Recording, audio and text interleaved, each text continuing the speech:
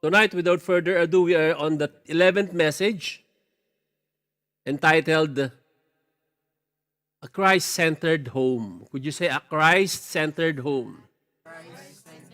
Amen. So our scripture is from Colossians 3:18 to 21. So, but before we go to our scriptures, when we talk about living Christ-centered life, pag nag-usapan natin yung Christ-centered life, it's easy to think or it's just para bang na it's just going to church, reading the Bible, or attending the trainings, or attending the prayer meeting.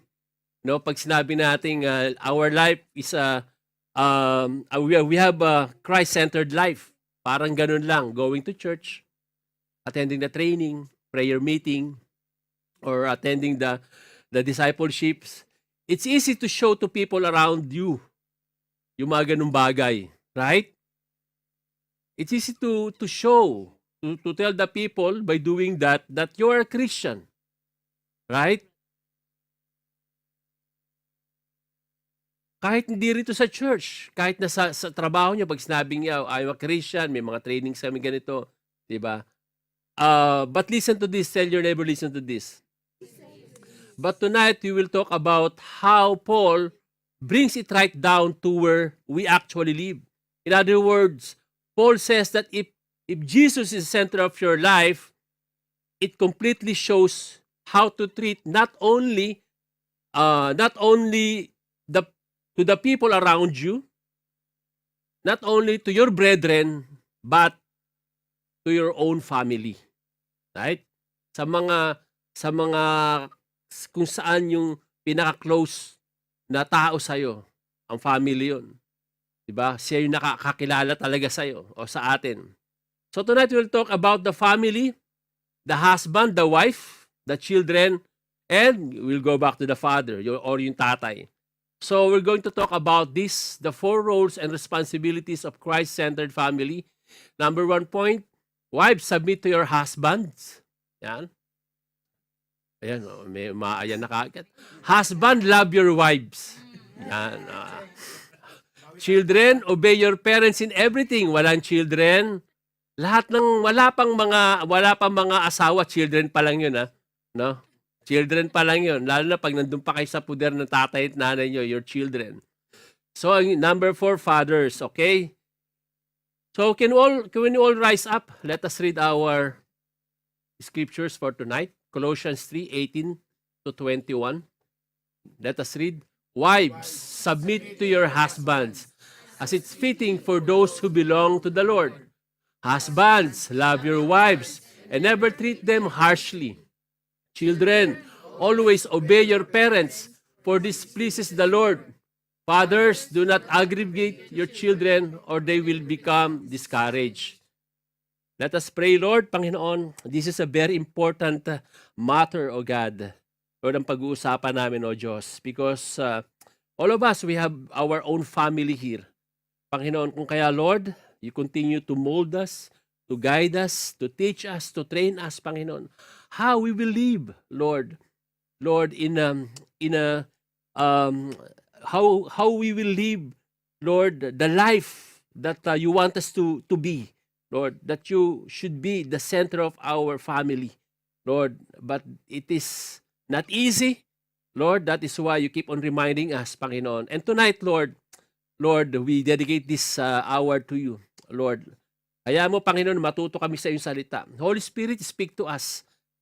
Lord, this is a sensitive topic, Lord, but we believe, oh God, as you promised, you are the great helper, Lord, and you will teach us all things. We give you glory, Lord. We give you honor. We give you praise. In the mighty name of Jesus we pray. Amen. You may be seated. So, now, pisa na tayo. Are you ready? Sabi sa tatay mo, are you ready? Someone says that no English dictionary has been able to explain the difference between 2 words. The difference between complete and finish. Pagkakaiba daw? Sabi ng iba, wala. But some people says that there is difference between the two. When you marry the right woman, you are complete. Ah. And when you marry the wrong woman, you are finished.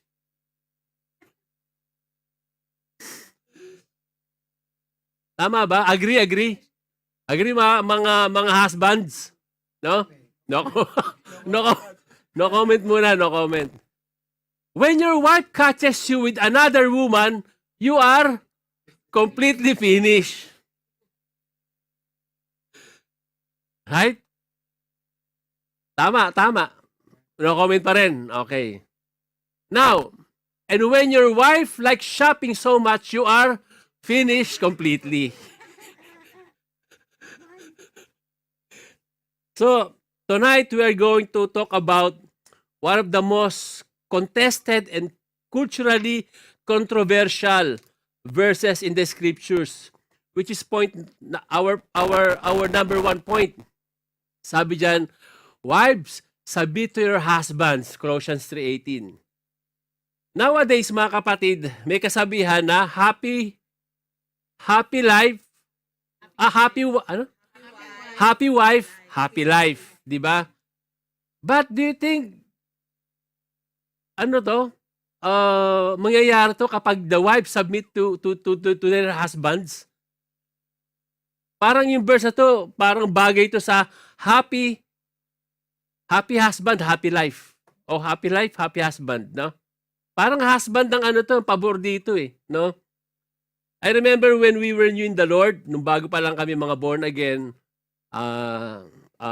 during our home builders, it's a sort of Bible study, couples Bible study.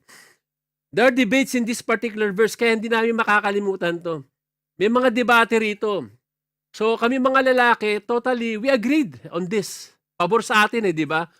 Wives, submit to your husband. Pasakop kayo sa inyong mga asawang lalaki. No? But for women, o yung mga asawang babae, or the wives, sabi nila, hindi rin. Ayaw nila pasakop. Sabi ng asawang babae, sa culture kasi nila yan. Right? Even dito sa Middle East, di ba? Dito talaga, walang say ang babae. Time immemorial, talagang ang babae sa bahay lang. Pero nowadays, may mga attorney na nga sila, may mga lawyer na rin babae, di ba? No? Lalo na ngayon, sa culture natin, maski sa Pilipinas, nagtatrabaho ang mga babae, di ba? Sabi nga ni Minister Meds, di ba, talagang pag-graduation, mas marami pang mga ang highest honor o higher honors, di ba, sa mga school, mga cum laude, mga babae, no? So, kumbaga, parehas na lang ang level ngayon ng babae at lalaki. Minsan pa nga, mas mataas ang sweldo ng babae. Di ba? Paano siya papasakop? Minsan, mas mataas ang pinag-aralan ng babae. Di ba? Kaysa lalaki. So, paano sila magsasubmit?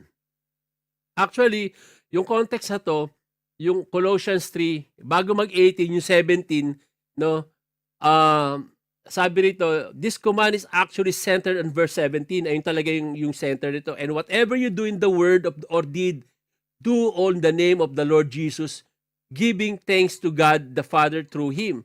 So it's very important to know that to have a happy, healthy, and holy home, the wife should understand the submission to her husband. Dapat malaman natin, bakit ba natin kailangang magpasakop? The word submission in the Greek means to rank under, to put yourself under the lead of someone else. Tagalog, nagpapasailalim sila o sumusunod sila. In the military setting, you would understand subordination and submission. And even pag ikaw ay soldier, no? Kunwari ako soldier, I would submit myself under my superior, whether it's sergeant or an officer. No? And this is applicable also sa mga trabaho natin, di ba? Kapag hindi ka sumunod, bibigyan ka ng memo ng subordination ng company. But the question is this, applicable pa ba sa lahat ng ganito? Mas mataas ang posisyon ng babae sa trabaho niya, mas malaki ang sweldo. Paano magsasabit ang asawa niya lalaki? So because of this, women says that This is not applicable anymore. But listen to this. Sabi mo sa katabi mong babae, listen to this. The biblical submission is never about one person being superior to another. Hindi dahil superior ang isa sa kanila kaya siya nagpapasubmit. Hindi dahil mas malaki o marami ang pera ng isa kaya siya nagpapasubmit. Hindi dahil malakas sumigaw ang isa kaya siya nagpapasubmit. No? Listen to this. True biblical submission, it is a voluntary act of love modeled after Jesus Christ Himself. Ginawa ni Kristo, kaya ginagawa mo rin. Dahil ito ang tama. Ito yung sinabi ng Panginoon. Ginagawa mo to dahil sumusunod ka sa Panginoon na siya nagbigay ng buhay sa iyo, na siya nagligtas sa iyo, at lahat ay susundin mo ano man ang sabihin niya. At kasama dito ang sariling tahanan. Amen. Pero bakit ganon? Bakit nga ba talaga ganon? We really understand the sentiments of women with regards to this verse. Naintindihan natin sila. Because if we are not rooted in the Word of God, hindi tayo maalam sa sinasabi ng salita ng Panginoon, the Word of God can be misapplied. Can be distorted outside the church. Pag hindi mo alam ang salita ng Panginoon, nagagawa ka nitong i-manipulate, no? And for many people, this verse cause discomfort, defensiveness, or even deep pain due to spiritual manipulation.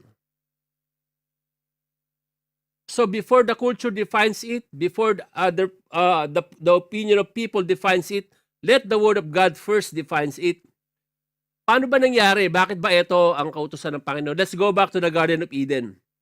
Diba nung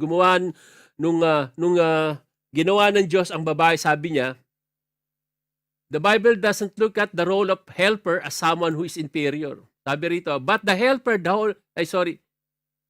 Genesis. Wala yung Genesis dyan. Genesis 2:18. Baka lumampas ako. Okay, I'll just read Genesis 2:18. The Lord God said, it is not good that man to be alone. Hindi mabuti. Lahat ginawa niyang mabuti, pero sabi niya rito, hindi mabuting mapag-isa ang lalaki. Sabi rito, I will make him a helper comparable to him. I will make him a helper. So from the very beginning, this is the role of the wife. A helper. Right? But I know some of you, you don't want to be a cold helper. Parang it sounds inferior o napagpababa pag sinabing helper. Katulong. Di ba? But listen to this. Tell your neighbor, listen to this. The Bible does not look at the role of a helper as someone who is inferior. Pag helper ka, sinasabi sa Bible, hindi ka inferior. Hindi ka mababa. John 14:26, but the helper, the Holy Spirit, whom the Father will send in my name, He will teach you all things. Di ba? Helper yun. So the Holy Spirit is called to be a helper. But the Holy Spirit is clearly not inferior to any one of us. Hindi siya mababa. But He called as a helper. So kapag nagpasubmit kayo sa mga asawang babae, pag nagpasubmit kayo sa asawang lalaki, it doesn't mean that you're inferior to him anyway, in any way. Hindi kayo mababa, mga kapatid. It doesn't mean that you are not smarter, or you're not more capable, or you're not earning more. But it's saying you recognize God's ordained role in your life. So nire-recognize natin, kinikilala natin yung sinabi ng Panginoon kung anong role natin sa buhay ng mag-asawa. At ginagawa mo ito dahil itong tama. But again, I know the feeling, no? We must understand that this is not easy. Hindi madali ang mag-submit. Right? Hello? Hindi madali. It's extremely difficult for a woman to submit to her husband. Hello? It's extremely. Di ba? Mga asawang babae, di ba? Hindi madali. No? In other words, it's not automatic. It's not natural. Hindi siya automatic. Magsasubmit. Hindi yan natural. Being human, our nature or naturalesa ng tao ay we want to control. Ayun naman gusto natin, mapababae, mapalalaki, we want in control. Diba? Gusto natin kontrolado lahat ng bagay sa buhay natin. Sa paligid natin, gusto natin tayo may control. Gaya ng lalaki, gusto rin yun ng mga babae. Gusto niya siya ang may control. Again, back to the Garden of Eden. Nung nagkasala sila Eva at Adan, no? When sin entered the world or yung mundo, yung kasalanan pumasok sa mundo at ang mundo ay na-curse, no? And as part of a curse in Genesis 3:16, sabi doon, to the woman, he said, I will greatly increase your labor pains. Diba? Kaya pag nanganak yung babae, diba talagang in pain siya, no? With pain, you will give birth to children. You will want to control your husband. Sinabi yan ng Panginoon, no? You will want, gugustuhin mo, control ang asawa mo lalaki. But, he will dominate you. Pero kahit anong control mo, no, hindi mo siya kaya. He will dominate you. No? Did you notice that? That you will want to control your husband. In other translation, your desire shall be contrary to your husband. Sounds familiar po ba? Sounds familiar. Sino yung mga asawa na rito? Isa. Hindi. Babae lang, babae. Yan. Ayan. So yung mga wala pang asawa, makinig ka muna kayo. Okay? Para alam nyo to pagdating ng araw. Okay? Kaya pala yung mga asawa, mga babae, napansin ko, no? Kapag nag-asawa na kayo, ganito yan. Di ba? Ganito yung mga tanong sa atin. O, saan ka na naman pupunta? Di ba? Ano na naman ang gagawin mo? Ano naman bibilin mo? Di ba? Gawin yung mga tanong, anong bibilin mo? Tigil-tigilan mo na nga yan. Di ba? Gawin yung control you, di ba? Tigil-tigilan mo na yan. O, saan ka na naman pupunta? Oh. Kaya nga kahit na Filipino citizen tayo, alam mo nagiging Canadian citizen tayo eh. Pag tumawag, maglaba Canadian. Magluto Canadian. Nagiging Canadian tayo, citizen.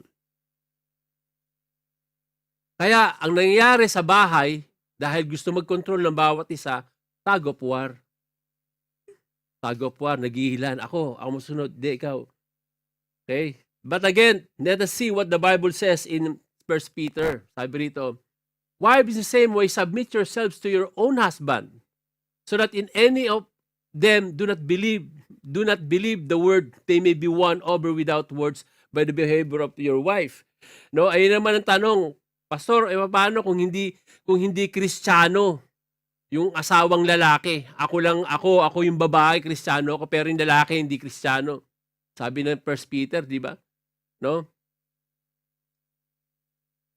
In the same way, submit yourself to your own husband, pasubmit ka pa rin. If any of them do not believe the word, they may be won over without words by behavior of their wives. May kita yung behavior mo, yung ugali mo. Di ba? In this verse, the husbands are not Christian. Pero hindi sinabi rito, ako Christian, ikaw hindi. No, hindi ako papasubmit sa'yo. Actually, all the more na dapat ka magpasubmit, all the more na ipakita mo yung pagkakristyano mo. No? Pakita mo kung paano ka magpasubmit sa kanya. And one day, listen to this, he will realize that your submission to him is not natural. It's supernatural. Kasi nga hindi automatic, hindi naturalesa natin magpasubmit. One day, he will realize that ang Panginoon ang gumalaw dun sa sitwasyon niyo. So, this principle is not open to our own evaluation. It is not also open to negotiation. It is not open to completion. This is what God has ordained. Wives, submit to your husband as it's fitting or proper in the Lord. Kahit hindi pala siya Kristiyano, mga kapatid. It's not open for our own evaluation. Wives, submit your husband as it's fitting or proper in the Lord. So may tanong ulit, paano pastor kung nananakit na yung asawa? Right? Nananakit yung asawa, may bisyo, lasenggo. Delikado na yung buhay ng asawang babae. Anong gagawin? Papasabit pa ba, pastor? Kapag gano'n, mga kapatid, meron tayong mga counseling. No? Pwede kang pumunta sa pastor mo, pwede kang magpa-counsel, no? Humingi ng tulong. We need wisdom. But listen to the Bible, to the Word of God. Sabi ng Panginoon, wives, submit to your husband as it's fitting or proper in the Lord. Ephesians, yung parallel verse niya, wives, submit yourself to your own husband as you do to the Lord. Dahil ginagawa mo sa Panginoon. Diba? Pero ang tanong, hanggang saan ang limitasyon or the boundary ng submission? Sinasaktan ka na, binubugbog ka na, no? So, kailangan natin ng wisdom. The very verse quoted contains its own boundary. Wives, submit to your husband as is fitting in the Lord. When the husband operates in a way that requires her to violate God's law, nananakit na siya, endangered na yung buhay ng babae or inflicts physical harm, scriptural submission is never an obligation to endure a tyrant, tolerate violence, or enable destructive sinful addiction. Anong gagawin mo? Papatayin ka na, endangered na ang buhay mo, umalis ka na doon. Huwag ka na pa-submit. No? At pag may ganun pa nga, 'di ba? Tumatawag pa nga tayo ng ano bang ang linya diyan para humingi tayo ng tulong, no? Right? So, ito yung sinasabi ko kanina. If we are not rooted in the Word of God, the Word of God can be misapplied, can be distorted outside the church, and for many people it causes discomfort, defensiveness, even deep pain due to spiritual manipulation. No? At kung meron kang kilalang ganito, mga kapatid, tumawag ka na doon, tulungan mo sila, tawag kayo sa, meron tayong mga hotline for domestic violence. Di ba? May shelter dyan, may legal protection. So, malinaw ba sa mga asawang babae? Balance ba? No? Amen. Isa lang nag-amen. Praise the Lord. Praise the Lord. Nag-amen asawa ko. Amen. Amen. Okay. So, para mas balance, let us move to the husband. Let's move to the next point. Okay. Next point is, sabi dyan, husband, love your wives. Diba? Pasakop, asawa mga babae, pasakop kayo sa asawa niyo lalaki. Kayo naman mga asawa lalaki, mahalin nyo naman ang asawa niyong babae. Praise the Lord. Mahalin nyo, no? So balance, no? But listen to this. Simple words but extremely difficult to do, especially for the husband. Alam niyo kung ano pa yung mga dadali, yung madaling gawin, pero hindi natin nagagawa. Agree? No. Simple words but extremely difficult to do, especially for the husbands. Husbands na to, kung sabihin nyo sa mga husband, pakinggan mo to.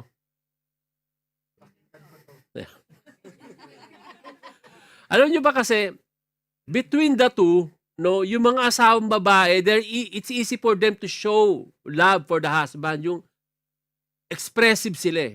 Mas expressive sila sa lalaki. Right? Kasi mga lalaki talagang tough yan. Mga macho yan, you know? So, generally speaking, mas malambing, mas expressive ang babae. But again, hard for them to submit. Ayun ang issue eh. Malambing, expressive, pero submission, sandali. Okay? Ang asawa naman lalaki, it's hard for them to express their love for their wives. Kasi nga, generally hindi naman expressive ang lalaki. At hindi siya yung nag-i-initiate ng ng usaping pag-ibig. 'Di ba, ang mga lalaki. Ewan ko baka mali naman ako, baka iba sa inyo talagang hindi naman siguro lahat. Siguro sa 100 mayroong isa no na expressive din, no? So we have a hard time expressing our love. Listen to this. Love is not a feeling only. Love is not liking. Love is sacrificing.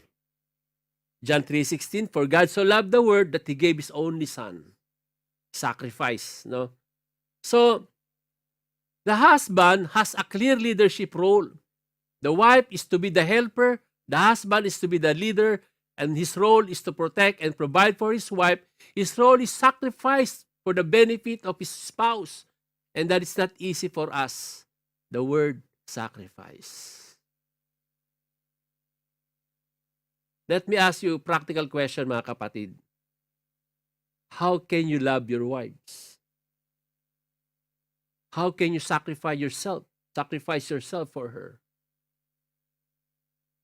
What can you do to show your love to your wife? Pwede sabihin ng asawang babae, okay, give me money, siyempre.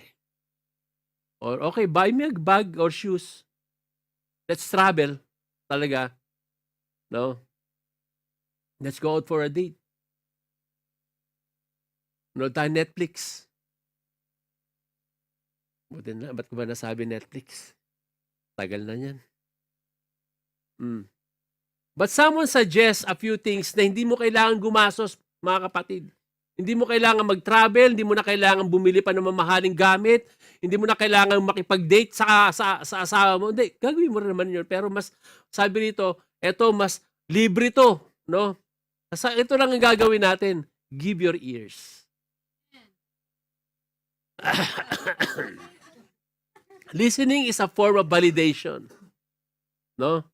Listening is a form of validation because it proves their feeling and experiences matter. No? When you give your full attention or full non-judgmental attention, you tell to your wife, I am here. Narito ako, honey. I am listening. No, I can see you. 'Di ba? Binibigyan mo ng importansya. No? It offers acceptance rather than instant problem solving. It proves value. Giving her undivided attention is an active demonstration that her thoughts, intellect, and day-to-day life are highly valued. It communicates respect. Truly listening to her feedback tells that her perspective is vital to the team, to the family, or to your marriage. In other words, it's connection over correction. Because most of the time, our wives need us. Not to fix a situation, mga kapatid. They need us emotionally aligned with how they feel. Minsan ganun lang naman. Actually, guilty ako dyan. No? Guilty ako dyan kagabi. Kagabi lang yan eh. Kaya malinaw pa sa isipan ko. So, pagkausap tayo ng ating mga asawa na pagod siya, siyempre meron siyang dinadala. Full attention. Tanggalin mo ang cellphone. May nag-text kasi sa akin eh. Biglang nag-text, nagpapapray. Nabasa ko ngayon. Tapos nagtanong ako, sabi ng asawa ko, sandali, iba yung sinasabi ko eh. Sabi ko, may kinakwento ako, bakit hindi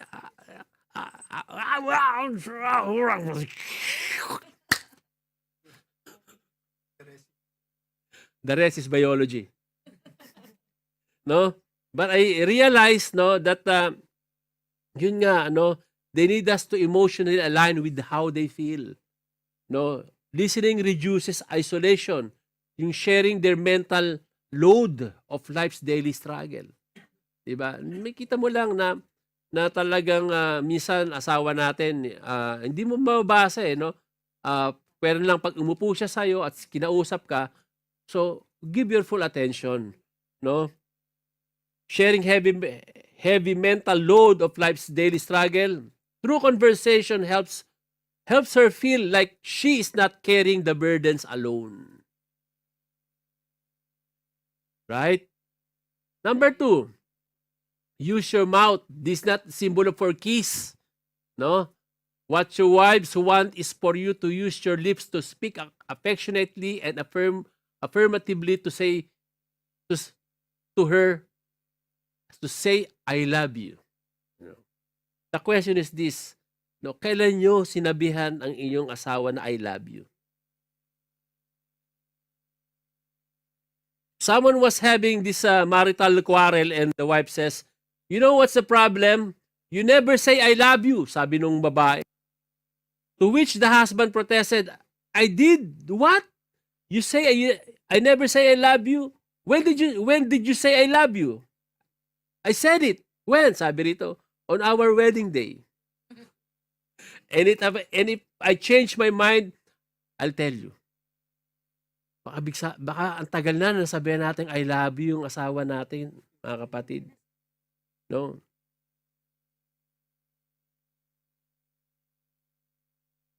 Alam mo, minsan, nahihiya tayong sabihin yan.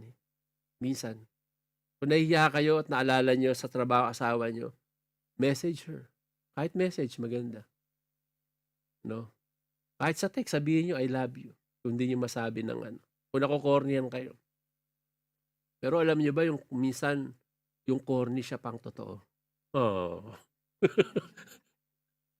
Di ba? Pag nagliligawan pa kayo, ang corny nyo nga di ba? Tapos pag asawa na, wala na yung corny. Kasi real life na yun, no? So, sabihin natin ang ating mga asawa or text your wife. Mamaya after this, sabihin mo, I love you. No? Use your hands. The third thing is even more practical. To use your hands, no? Use your hands to serve your wife, to clean the dishes, to clean the toilet, to do the house chores, no? To give her a good massage. Ayan, use your hands. No? This is the act of service with your hands. Something we all can do. Sa mga working mother, mga kapatid, sorry. Hindi, sa mga nagtatrabaho rito, may mga pamilya rito sa Kuwait, no? O kahit sa Pilipinas, hindi madali ito. Pagdating nila, wala naman silang katulong, siyempre. Sila pa yung magtatrabaho sa bahay, no? Nagmamadali, pagdating, magluluto, no? Mahirap, hindi madali, ibig kong sabihin. How about yung mga non-working mother, no? Yung mga nasa bahay lang, hindi pa rin madali. Hindi pa rin madali sa kanila. Ang bilis ng oras, magpe-prepare yan, no, ng kakainin nyo o paano, almusal o paano, o baon nyo. And after pag alis nyo, ang bilis na ng oras niyan. Pag bigla na lang iniisipin niya, susundo na pala sa mga bata or dati niya pala yung mga bata. Hindi pa siya tapos maglaba, parating na yung asawa niya. Ito ba mas mahirap? Kahit araw-araw mo nang ginagawa, iniisip mo, ano ba lulutuin? Di ba? Ano ba lulutuin, no? Gulay? Alam niyo mo, yung gulay. Okay, dito sa Kuwait, di ba? O manok na naman, o meat na naman, o baka na naman. O gulay. Ano mo, pati yung gulay, nakaka-high blood na yan. Nakita na asawa, sabi pa sa'yo, gulay na naman! Na high blood. Di ba? Kaya mahirap. Lalo na pag yung budget. Di ba? Pag walang budget. No. So,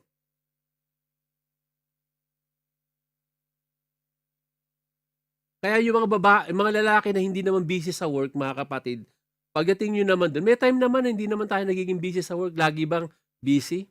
May mga time, di ba, na hindi ka busy. Pagdating mo naman sa bahay nyo, kayo naman ang maggawa nun. Kayo na magluto. Ano, ako na magluluto niya na. Pagdating mo, magpahinga ka na. Di ba? O kayo na maglalaba, kayo na tawag rito, maghugas ng pinagkainan. No, pagtapos yun, masahin niyo yung mga ganyan na mga asawa niyo, yung likod. Good massage, no? Bigyan niyo naman sila ng yung mga simpleng bagay na yun, talagang na-appreciate ng mga asawa nating babae yan. Right, honey? Oh. O sa mga wala naman dito, siguro si Brother Ricky, kadarating lang yan, siguro siya naman naggumawa niyon. 'Di ba? Yung mga nagbabakasyon. O siya naman nag-ano yan, naghugas o siya naman nag-aayos ng bahay nila. 'Di ba, Brother Ricky? Oh, amen. Oh. Oh, yan. Yung mga tutulong na sa asawa natin, no? Sa mga asawang lalaki na hindi pa Christian ang kanilang mga asawang babae, no? Ito yung pinaka-the best. Akayin niyo sila sa pananampalataya. Right? Kung tatawag kayo sa kanila, wala sila rito, share Jesus with them. Pag-usapan nyo. Pray for her para makita niya yung, ba na itong ginagawa ng asawa ko? Ba nakain ito? Diba? Pray for her. Kahit na video call, pray for her. O tawagin niyo yung mga anak. Okay, let us pray. Diba? Share Jesus with them. Listen to this. You love your wife not because she is fantastic. You love your wife not because she is perfect. You love your wife not because she is beautiful, flawless, or gorgeous. You love your wife not because she is not irritating you. You love your wife because the command of the Lord is to love her. Di ba? Mga dito lang nag-i-amen ah. Parang yung mga lalaki, mga lalaki para sa inyo to. No? You love your wife because Jesus command us to love our wife, to love her. No? Husband, love your wives and do not be harsh with them. Colossians 3:19. Do not harsh with them. No? Minsan alam mo, nakakalimot tayo. Ako, guilty rin ako rito. Dami kong guilty rito. Alis na ako rito. No? Yung tone ng voice natin. Di ba? Minsan nami-misinterpret tayo. Nakaka-offend. Sinasabi ko naman kasi sa asawa ko, kasi preacher ako eh. May mga time na ganun, may mataas, may bababa. Di ba yung boses ko? Ha?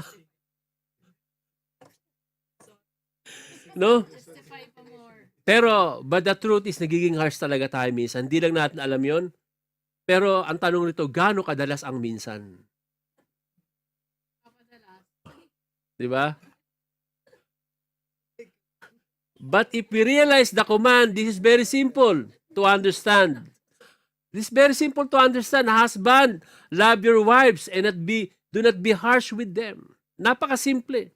Pero sabi ng, someone said, the hardest thing about the Bible is not the passages that we don't understand. The hardest thing about the Bible is the thing that we understand and don't do. That's the hardest part. Right? Tayo mga preacher, tayo mga workers, no, yung mga passage pinag-aaralan natin mabuti, mga verses, no, inintindi natin, pinag-aaralan natin, kumukuha pa tayo ng mga commentaries, no. Pero eto mga simple na to, madali lang intindihin, gagawin na lang natin, no. Pero hindi natin nagagawa. That's the hardest part, sabi ng tao na yan. So I hope tonight, this simple statement for all of us, husband, would not be just something we kind of hear and park at the back of our minds, narinig natin, tapos lang natin dito, the back of our minds. No? Dapat, by the grace of God, we will strive to do it. Right? Sabi mo sa katabi mo, I will do it. No. Recorded to, mga kapatid, ha? I will do it. Sabi mo nga sa sarili natin, mga husband, sabi mo na, I will do it. I will do it. Yeah. Parang next time na lang. Parang gano'n, ha? No, but that's true, mga kapatid. So, panto naman tayo sa children. Children, obey your parents in everything, for this pleases the Lord. So, children, this word refers to children of all ages. Okay? There's no specific age limitation here. The principle is this, that the children are still being raised in a home. So kung wala ka pang asawa, no, at nakatira ka sa iyong magulang, no, kasama ka rito. The Bible says, obey your parents in everything for this pleases the Lord. So it is very challenging. Alam naman natin yung mga kabataan ngayon, yung mga generation ngayon, kakaiba, no? Sabi nga to, illustration, a teacher resigned from her job, frustrated at her work in school, and she wrote this, the teacher are afraid of the principals are afraid of the parents are afraid of the children, and the children are afraid of no one. Wala nang kinakatakutan ngayon ng bata, mga kapatid. We saw in the news, nasa bakasyon ako, di ba? Yung mga, elementary lang ba yun? Elementary, no? May dalang baril sa school, pinagbabaril niya yung mga schoolmate niya, classmate niya. Kapwa niya estudyante. Dati, panahon ng lolo ko, lumilipad lang. Sabi niya, yung eraser lang. Panahon naman namin, iba na, sima na. No? May mga trouble na dun eh. Pero ngayon, iba. Bala, lumilipad. Delikado. Baril na. And that's the society we live in today. And I praise God, mga kapatid, sa mga batang na lumaki sa Kuwait, no? Na dito na lumaki sa church. Yan, sila Ara, yung mga iba pa natin na wala na rito, no? I'm not saying na wala sila magiging problema in the future, but there is an evident work of the Spirit in their lives. In that they know Jesus. Meron silang pagkakilala sa Panginoon. No? And it's not a borrowed faith. It's a personal faith, changing faith. A life-changing faith. And it's a wonderful blessing kapag meron kang mga anak na ganito. No? Minsan pa nga, sabi nga ni Minister Meds, minsan pa nga yung unang mga anak na unang naboborn again eh. Dito yung mga bata umaten sa youth, sa GCI youth, kids and youth. Pag nakaten sila doon, yayain nila yung mga magulang nila, yung parents sila, dadalhin nila sa church, makakilala rin yung mga parents sila. See? No? So, sa mga wala naman dito sa Kuwait, no? Yung mga anak nyo wala rito, na kapatid, you can encourage them to join in GCI Youth. Every Saturday, in-announce ni Brother Mike, no? Sa youth, meron tayong GCI Youth. Pwede siyang kids and youth sa every Saturday yon. Just contact Minister Rhea or yung mga kid minister natin dito. And kung wala pa, kung meron din kami, mga asawa nyo, hindi pa nakakilala sa Panginoon, we have GCI Global every Saturday, 8 p.m. Philippine time. Nakakain na sila nun. Nakaready na yun, 8 p.m. hanggang 10 p.m. So after nun, makakatulog na sila. Masarap ang tulog nila. Narinig sila ng salita ng Panginoon. Lalo na pag si Pastor Sam ang nag-preach. Hello, Pastor Sam. Di ba? Sarap ng tulog niyo yun. No? So for kids, for children, no, this is a great promise from the Lord if you obey your parents. Ang sabi rito, may magandang promise to, sabi ng Panginoon. Di ba? Honor your father and mother, which is the first commandment with promise, that it may be well with you and you may live long. May we live long on earth. You may have a long life. Kakaroon ka ng buhay at everything is well with you. Right? Napakaganda. Hindi ka maghihirap, di ba? Kasi naging masunurin ka sa magulang mo. At kahit na may mga sarili na kayong pamilya, mga kapatid, honor your parents. Huwag niyo silang pababayaan. Kung kailangan magpadala sa parents, magpadala kayo. Pag-usapan niyo na mag-asawa. No? Dahil merong biyaya ang Panginoon diyan. Illustration, a story told by Laura Bush. Sino si Laura Bush? Ito yung asawa ni former US President George Bush. And there was a day they visited George Bush's parents. Nagpunta sila sa magulang ni George Bush. And this is what she wrote. George woke up at 6 a.m. as usual and went downstairs to get a cup of coffee. And he sat down on the sofa with his parents and put his feet up, no? Gumanon siguro sa center table. Tinaas pa yung paa ni George Bush, president. And all of a sudden, Barbara Bush yelled, nanay ni George Bush, sabi, "Put your feet down, George!" Dad replied, sabi nung tatay naman ni George Bush, Sabi, "For goodness sake, Barbara, he's the President of the United States." Sabi, and Barbara said, sabi na, "I don't care. I don't want his spit on my table." So the president promptly did as he was told. And Laura Bush wrote, "Even presidents have to listen to their mothers." Kahit na ikaw pa ang naging pinakamayaman na anak sa pamilya, kahit na ikaw pa naging successful na anak sa pamilya, no? Wala kang karapatan, no? Hindi ka tataas sa magulang mo. Alam mo, pag kinukwento ko to kay Abby, alam na ako, akala ko nila si Abby. Sabi ko, "Abby, tatandaan mo to ha." Sabi ko sa kanya.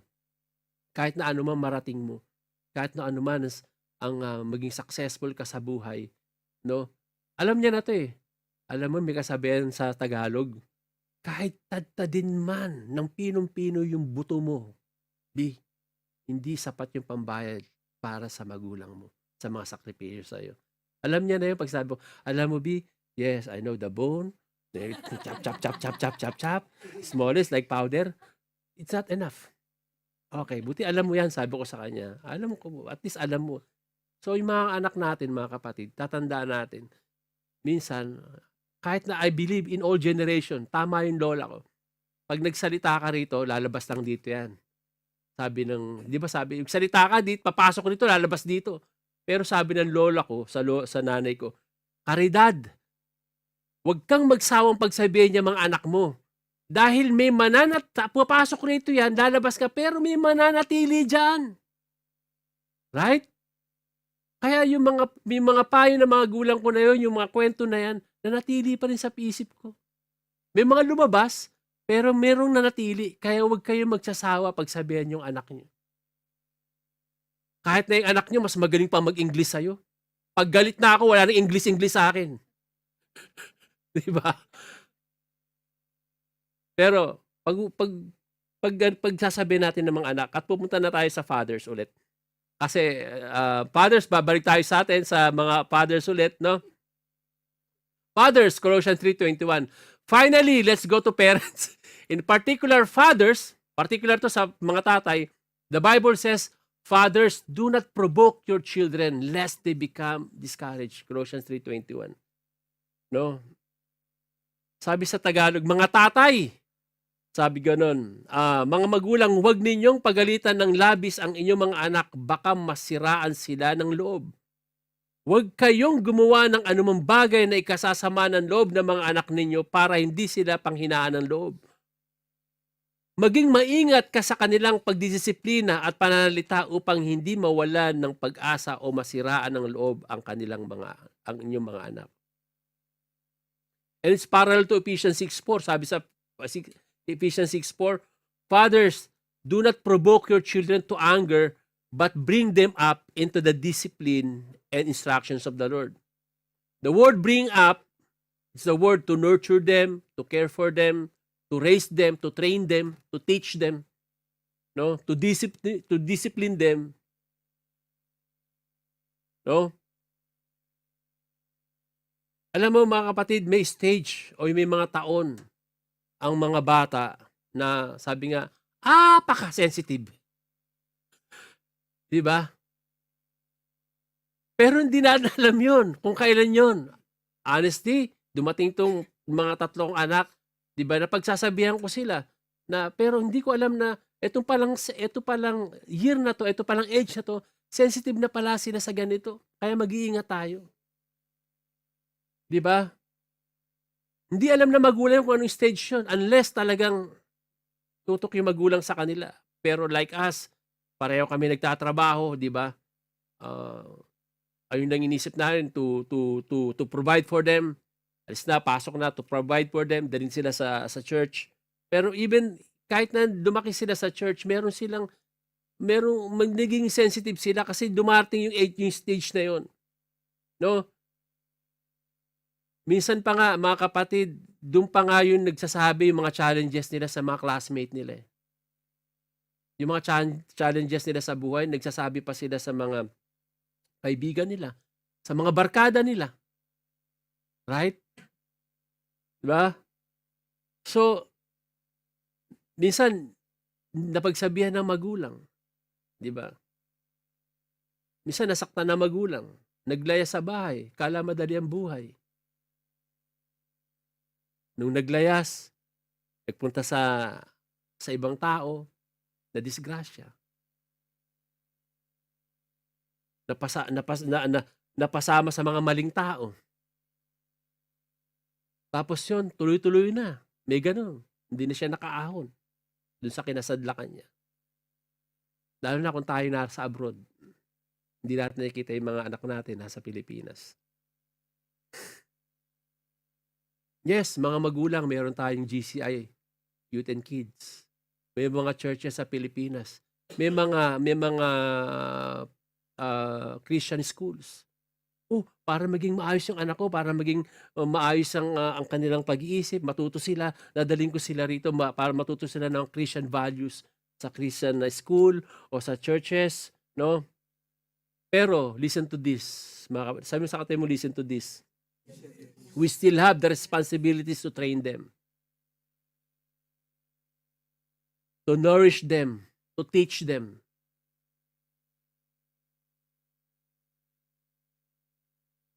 But listen to this. Fathers, listen to this. Particular emphasis is given to the word fathers here. Now, this is different from the word parents because in verse 20, sabi sa verse 20, children, always obey your parents for this pleases the Lord. Pero sa 21, inatang na naman uli sa atin mga ama. Fathers, do not aggravate your children or they will become discouraged. It's clearly saying, children, obey your parents, but there's a difference in the word used, father. Again, no. I'm not suggesting this is only for fathers, not for mothers. Pero the responsibility is for fathers. Nandun, accountable tayo mga ama. Because we are the head of the household. So mga ama, you can serve Jesus not by going to the mission or sa malalayong lugar or Africa, but you can serve Jesus today at home.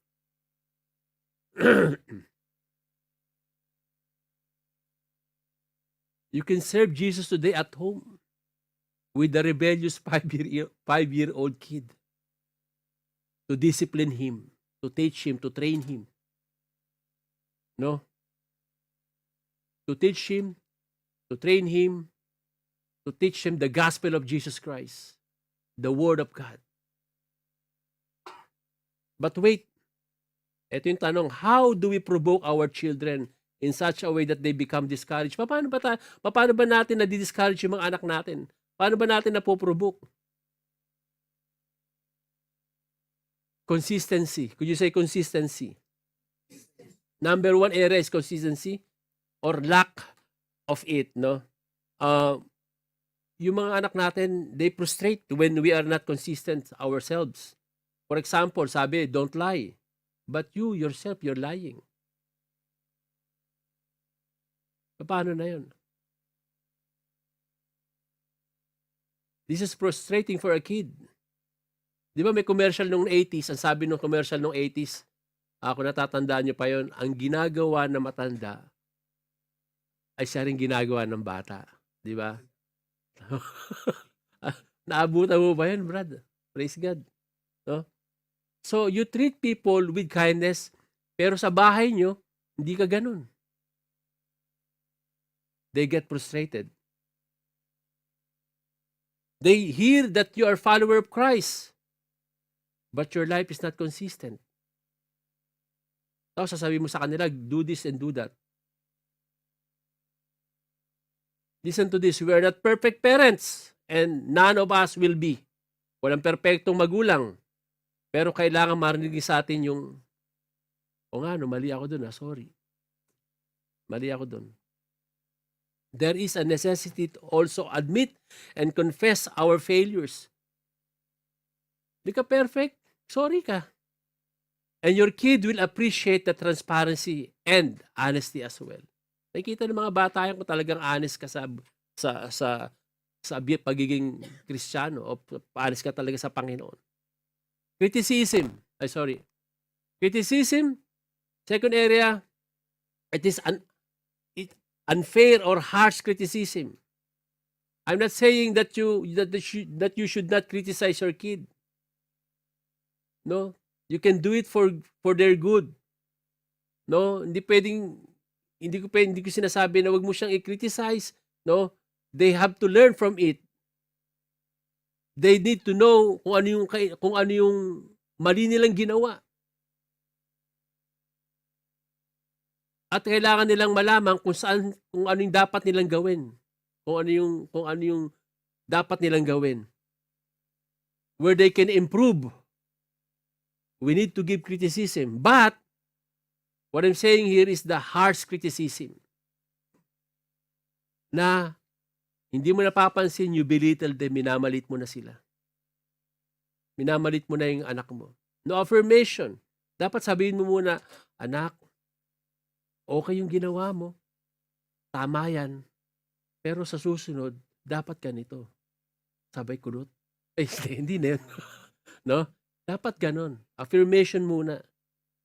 Positive words muna. Then yung comment mo or suggestion mo. Diba? Tama, meron tayong standards. We can be strict. But meron balance. Especially the way you speak. The way you talk to them. Alam mo, sabi nga namin nung kami, yung mga magpipinsan, hindi na namin gagawin yun, yung mga nangyari sa amin, sa mga ninuno namin, sa mga lolo namin, grabe doon. No? Hindi na namin paparanas sa mga anak namin yan. Pag nakita pa namin, yung lolo namin, takot na kami. Napaka-dominante nila, yung mga lolo namin noon. No? Yung hindi ka makapagsalita. Saan ka galing? Saan ka galing? Sabihin. Ba't mo ginawa yun? Sasagot ka pa? Pag di ka nung sumagot, di ba? Tinatanong ka. Pag sumagot ka naman, sasagot ka pa. Alam mo yung, di narinig ng mga anak ko yung mga gano'n. Magsalita ka, sasagot ka pa. Pag nagsalita ka naman, ba't ka sasagot ka pa? So, wag ganon, mga kapatid. Comparison. Third comparison, very related to the second one, but this is a killer. Oh, this is a killer, mga kapatid. Don't compare your children to other children. Mas mataas ang exam niya. Ba't siya 99, ikaw 98 lang? Wow. Hello? Sana all 98? No? Ba't ikaw 98, siya 99? It's not fair to compare your kid with the smartest kid in the class.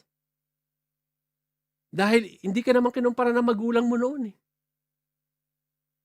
Di ba? Kahit ikaw ba yung pinakamatalino sa klase mo para magsalita ka ng ganyan? At gaya mo, no? Kung ayaw mong gawin sa'yo, wag mong gawin sa anak mo. Confession, the final thing, I would say is confession. As I mentioned before, we are not perfect and none of us will be, no? But if we are wrong, tandaan natin, we say sorry. No? If we have treated our sons, our daughters unkindly, no, angrily, out of the sheer frustration and not for their good, we also need to say, I'm sorry. No, kung di mo masabi sa anak mo ng harapan, pwede mo isang text, anak, sorry alam mo naman, medyo mainit lang ang panahon. Sensya ka na. Di ba? Appreciate ng anak, di ba, Ara? Oo. Di ba? All of this is just a detail of the big picture of a family. You know? This is about worship. And we will do this. Gagawin natin ito, mga kapatid, for our Lord Jesus. Amen? So, ang conclusion natin, what responsibilities does Christian have to his family based on his identity in Christ? It should be noted that the wife's response has nothing to do with whether she has a good husband or not. Her action must be based on her relationship with Christ. Colossians 3:1. In the same way, the husband must love his wife even if she does not submit to him. The child must obey in everything regardless of whether he or she has good parents or not. Oftentimes, our responses are based on what other people do to us instead of our relationship to Christ. We cannot control others, but we can control our faithfulness to Christ as we seek to walk in God's original design for the family. So God's design for the family is that wives submit to their husbands. Husbands love their wives and not to be harsh to them. Children obey their parents in everything. Parents not embitter their children. Ito yung sinasabi ng text natin. Ito yung pinag-aaralan natin. So, church, let's pray for our families. Amen? Can we all rise up? Let us pray.